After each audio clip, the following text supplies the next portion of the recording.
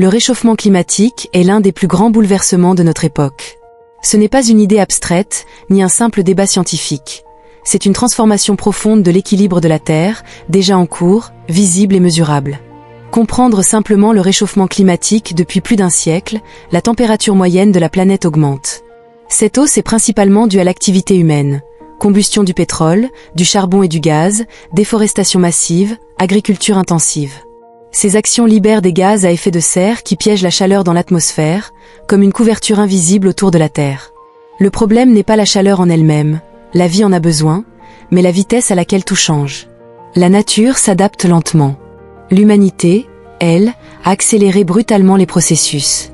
Les conséquences visibles, le réchauffement climatique n'est pas un futur lointain. Il se manifeste déjà. Fonte accélérée des glaciers et montée du niveau des mers, sécheresses plus longues et plus intenses, inondations soudaines et tempêtes extrêmes, disparition d'espèces animales et végétales, menaces sur l'agriculture, l'eau potable et la santé humaine. Ces phénomènes ne sont pas isolés.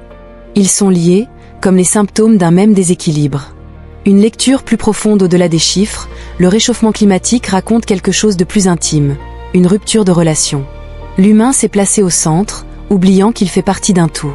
En cherchant à dominer la nature, il a perdu l'écoute. La Terre ne se venge pas. Elle réagit. Elle cherche à retrouver un équilibre, même si cela bouleverse nos habitudes. Et maintenant, la solution ne repose pas uniquement sur la technologie. Elle commence par la conscience. Revoir notre rapport à la consommation, ralentir, préserver, respecter, comprendre que chaque geste compte. Surtout lorsqu'il est partagé, le réchauffement climatique n'est pas seulement un défi écologique.